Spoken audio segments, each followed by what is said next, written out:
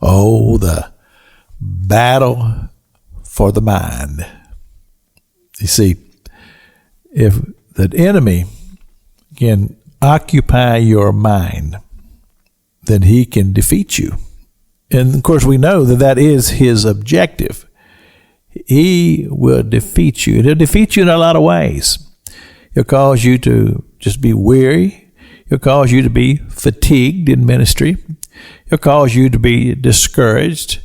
And he'll cause you to step out, give up, and quit because of the battle for the mind.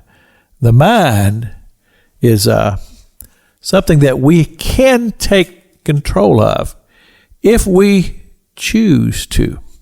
Hebrews chapter 12, verse 3, the last part of that verse, lest ye be wearied and faint in your mind. Now, I learned this concept when I was in Bible college and counseling. The term brooding, you've heard of the word brooding. You say, well, what does brooding mean? And the term that was given to me in college was non-productive thinking. Now think about that for a moment. Let me say it again. Non-productive thinking. In other words, it's not going anywhere. It's just going round and around and around and around and around in your mind. And it's causing your emotions to be wrought up. It's raising your blood pressure. And it's wearing you.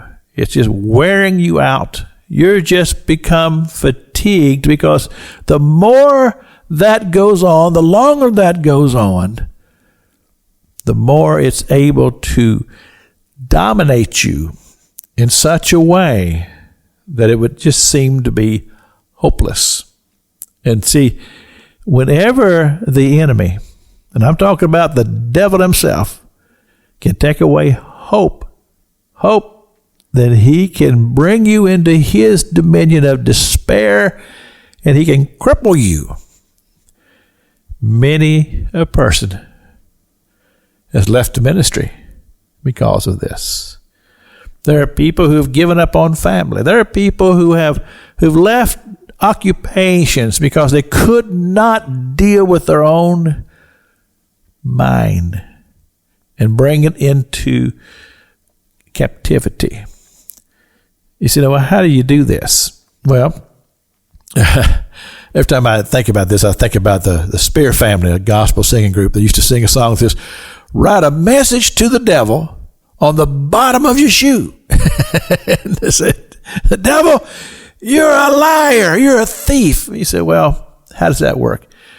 It has to do with confession.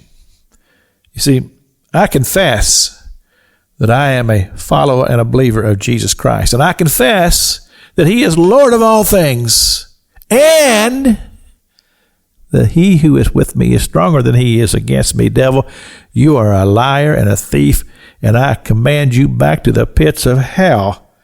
And every time he comes back with that same nonsense, I send him back to the same pit. And after a while, my faith begins to soar.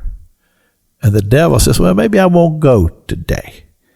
This is Pastor Jack King with the gospel on the radio broadcast.